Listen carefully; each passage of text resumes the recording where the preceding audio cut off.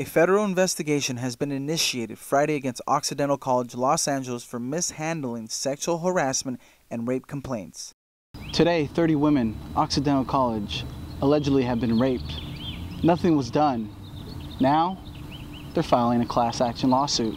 Let's go see what's going on.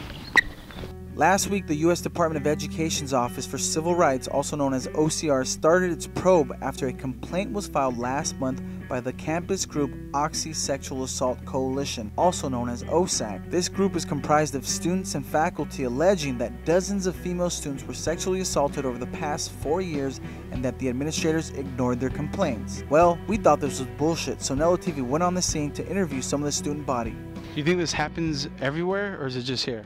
Absolutely. I think this is a nationwide issue that is coming to light at a couple of campuses, and it regrettably happens across the country. And right now, Occidental is the focus of this, and we're going to get ahead of it and take a proactive approach so that we can set a leadership for across the country. Why do you feel they didn't take action before? I don't know if they didn't take action before. I'm not privy to a lot of the conversations that have been going on.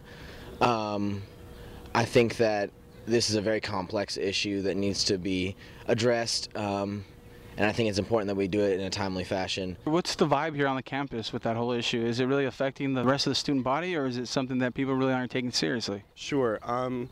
So I think people are talking about it, which is important. Not everybody agrees with it, obviously, but there are a lot of supporters, which I think is positive.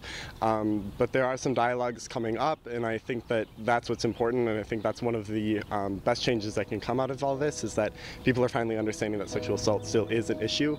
Well, he was definitely right about people not wanting to talk about this issue. We had the hardest time interviewing people. I mean, we even tried to go up to girls, and some of them didn't even want to talk about it. I'm not really. I also have a final due at midnight, so I have to go, but I'm sorry. All right. Thank well, you. Good luck. But then we met the amazing Dorothy Gray, who had more words than you can imagine.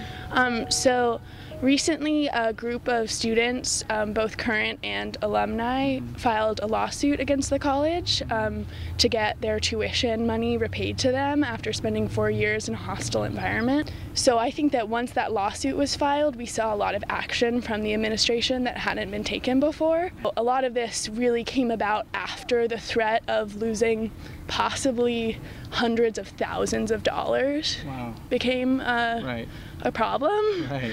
So I think it really speaks poorly of the administration that it took something like this and not the general hostility towards students from perpetrators. Sure.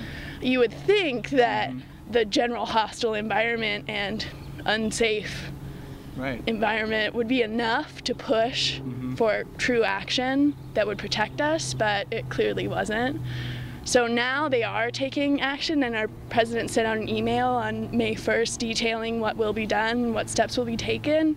I think that's available online if you want to look at it.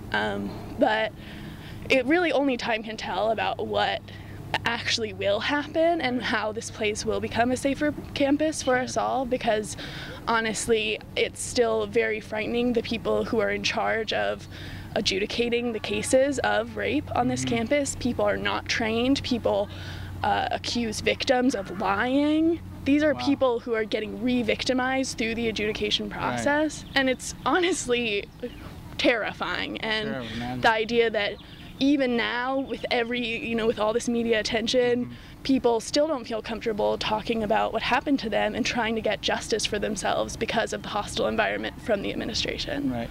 Now, is this something that, do you feel like most of the students kind of feel the same way? I mean, obviously everyone has their own opinion, but how did the majority of the student body feel? It's kind of like the general campus climate revolves around perhaps a lot of misinformation and a lack of information, so maybe that's why people aren't all super angry. Sure.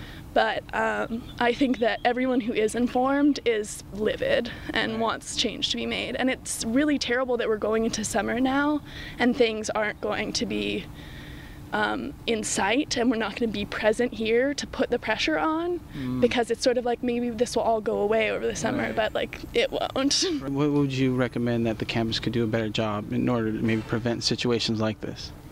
Well, I think first and foremost, taking serious action and training all administrators and people who deal with victims and survivors of sexual assault, training everyone with either a peace over violence training or another certified training so that you don't re-victimize people during an adjudication process, because honestly that's a travesty and it's ridiculous that's continuing to happen. So that's pretty much it, folks. You heard it first from the horse's mouth. The student body, they want to be protected, they want to know what's going on, they want transparency. If they don't get it, they're going to be a voice and they're going to talk about it. So communication, dialogue, it's what's needed, it's what the people want. Let's keep our communities safer, let's bring in public safety, and let's create that dialogue.